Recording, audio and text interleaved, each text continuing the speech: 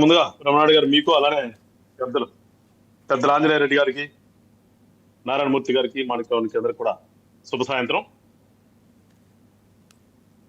రాజకీయాలు ఏ పార్టీ ఆ పార్టీకి ప్రేమించొచ్చుకోవచ్చు, ఆ పార్టీ తరఫున వాదించాలి ఖచ్చితంగా.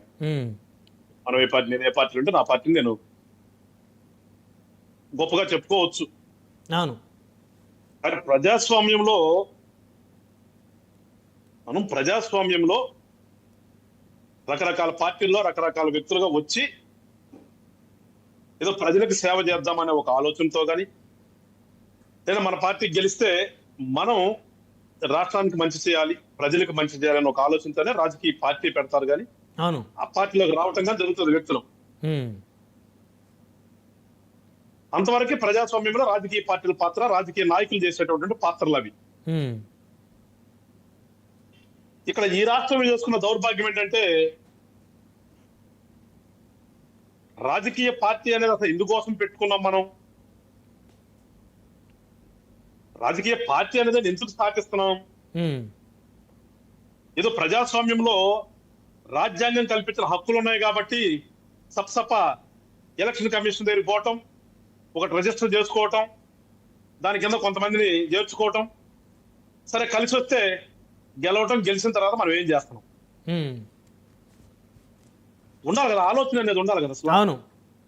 ఒకసారి రాజకీయ పార్టీగా ఒక రాష్ట్రంలో గాని దేశంలో గాని ఒక రాజకీయ పార్టీలో రాజకీయ నాయకులుగా వచ్చిన తర్వాత మన ప్రవర్తన ఎలా ఉంటుంది, మనం ఎట్లా మాట్లాడుతున్నాం, మనం ఏం చేయదలుచుకున్నాం, అది ఏమి చేయటానికి వచ్చాము, ఎందుకు అనేది కూడా మనం ప్రశ్నించుకోవాలి ఫస్ట్. చాలా పెద్ద ప్రజాస్వామ్య దేశం అని చెప్పుకుంటాం మనం. అవును. చాలా పెద్ద రాజ్యాంగం, ప్రపంచంలోకెల్లా చాలా పెద్ద రాజ్యాంగం మందని చెప్పుకుంటాం. ఆ రాజ్యాంగాన్ని రచించినటువంటి అంబేద్కర్ గారు పెద్ద మహానుభావుడు, మహనీయుడు అని చెప్పేసి ఆయన్ని కొనియాడతాం, ఆయనకి దండలేస్తాం, అవసరమైనప్పుడల్లా అంబేద్కర్ గారి పేరు చెప్పుకుంటాం. దేనికోసం ఇదంతా? అది వదిలిపెడితే ఎటుపోతున్నాం? ఆలోచన విధానం ఎటు వెళ్తుంది? రాజకీయ నాయకులమా మనం, లేకపోతే రాజకీయ నాయకులమని చెప్పుకుంటూ ఉన్నటువంటి రాజకీయ వ్యభిచారులమా మనం అనేది ఒక్కసారి ప్రశ్నించుకోవాలి కదా. అంటే ఏ పార్టీ, అన్ని పార్టీలో ఉన్నాయా ఇలాంటి వ్యవహారాలు, లోపాలు? కేవలం ఒక్క పార్టీనే గురించి మీరు మాట్లాడుతున్నారా? మాట్లాడుతున్నాను, నన్ను కంటిన్యూ చేయనివ్వండి, మధ్యలో అడ్డం పడదు. మనము ఒకసారి రాజకీయ నాయకుల అవతారం ఎత్తి ఒక పార్టీలో నేను లీడర్ అని చెప్పుకుంటూ, లేదంటే ఒక పార్టీ మాది, మేము అధికారంలో ఉన్నప్పుడు అధికార పక్షం, అధికారం పోతే ప్రతిపక్షం, ఏదన్నా కానీ ఉంటది కదా, పార్టీకి రిప్రజెంట్ చేస్తూ ఒక పార్టీని వెనకేసుకుని వచ్చినప్పుడు మనం దేనికోసము, ఎందుకోసం మాట్లాడుతున్నాం, ఏమి చెయ్యాలి, ఏంటి ప్రజాస్వామ్యంలో రాజకీయ పార్టీ యొక్క పాత్ర ఏంటి అని కొంచెమన్నా ఆలోచించుకోవాలి కదా. ఏమీ లేకుండా ఊరికి ఒక పార్టీ పెట్టుకున్నాము, ఆ పార్టీలో లీడర్లమి, ఆ పార్టీలో మాకు కొన్ని పదవులు ఉన్నాయి, లేకపోతే గతంలో గెలిచాము ఇప్పుడు వాడిపోయాము, దానికి ఏదో ఈవీఎంల కారణమో లేదా ఇంకోటి కారణమో అని నోటికి వచ్చినట్టు ఇష్టానుసారంగా మాట్లాడుకుంటమే కాకుండా, నేను ఆ సీట్లో కూర్చుంటేనేమో ఒకటి, ఆ సీట్లో నేను కిందకు వచ్చిన తర్వాత ఇంకొకటి అని మాట్లాడుకునే వాళ్ళని ఏమనాలి? రాజకీయాల్లో అధికారం ఉన్నా అధికారం లేకపోయినా కానీ ఒక విలువ అనేది ఉండాలి మనకి. అవును. మన కాన్సెప్ట్ ఏంటి, మనం అసలు ఎందుకు వచ్చాము, నేను ఒక ప్రొఫెషన్ చేసుకుంటా లేదంటే ఒక వ్యాపారం చేసుకుంటాను, మళ్ళీ ఈ అవతారం ఎందుకు వచ్చాం, రాజకీయాల్లోకి ఎందుకు వచ్చాం? నా వ్యాపారాలు ఉన్నాయి, లేదా నేను వ్యవసాయం చేసుకుంటున్నా, లేదంటే నేను ఉద్యోగం చేసుకుంటున్నా, లేదంటే ఉద్యోగం చేసుకున్నాడు వీఆర్ఎస్ తీసుకుని రాజకీయాల్లోకి వస్తే ఎందుకోసం? రాజకీయం అంటే ఏంటి? సేవే కదా. రాజకీయం ద్వారా వచ్చి నేను ప్రజలకు సేవ చేస్తాను వచ్చేది రాజకీయం అంటే.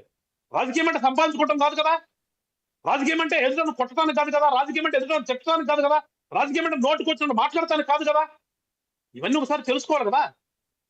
ఇవేమీ లేకుండా ప్రజాస్వామ్యంలో మాకు రాజ్యాంగంలో కల్పించినటువంటి ఆర్టికల్స్ ఉన్నాయి, ఈ ఆర్టికల్ ప్రకారం మేము ఏమైనా మాట్లాడొచ్చు, ఈ ఆర్టికల్ ప్రకారం మేము ఏమైనా చేయొచ్చు, మేము ఎట్లా చైతక్లాడచ్చు అనుకున్నప్పుడు రాజకీయాలు, అది రాజకీయమేనా?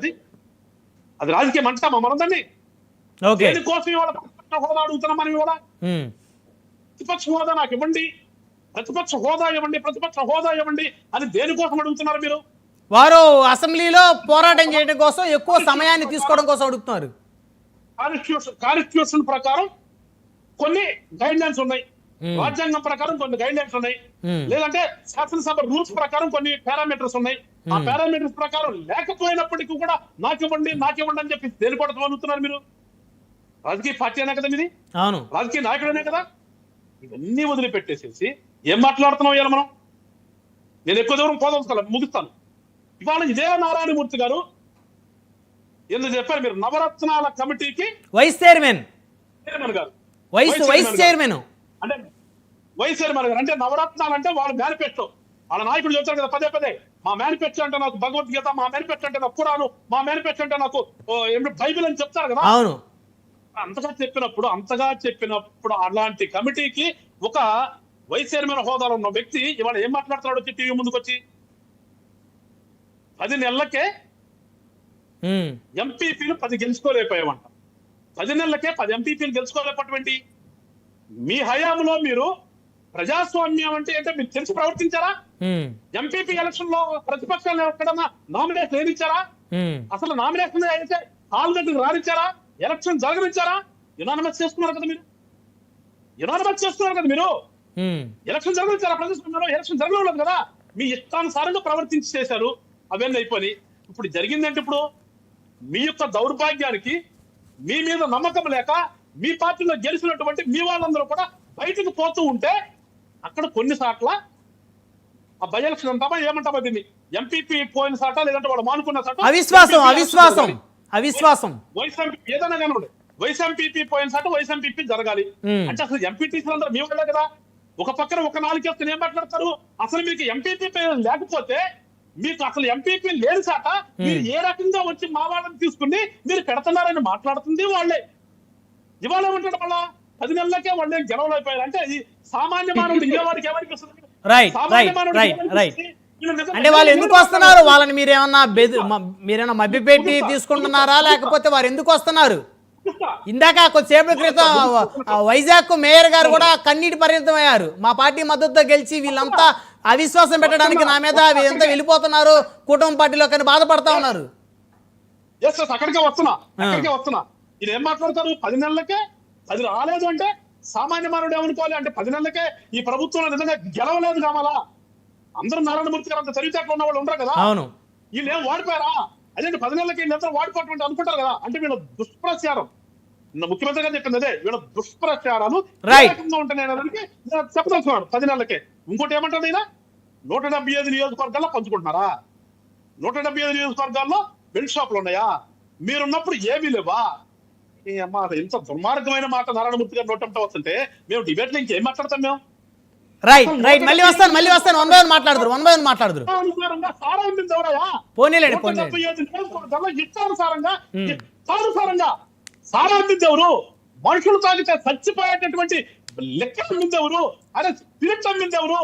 రంగేసి స్పిరిట్ కలిపి ప్రజల ప్రాణాలని హరించింది ఎవరు? ఇవ్వచ్చు నువ్వు మీరేదో మేమేదో సత్యులు మేము అసలు కృష్ణ భగవానుడివి. గాదే గారు మళ్ళీ మాట్లాడుతూ 1 by 1 మాట్లాడదాం. మనతోటి భారతీయ జనతా పార్టీ నుంచి ఆంజనేయ రెడ్డి గారు ఉన్నారు. ఆంజనేయ రెడ్డి గారితో మాట్లాడదాం. నమస్తే సార్ ఆంజనేయ రెడ్డి గారు.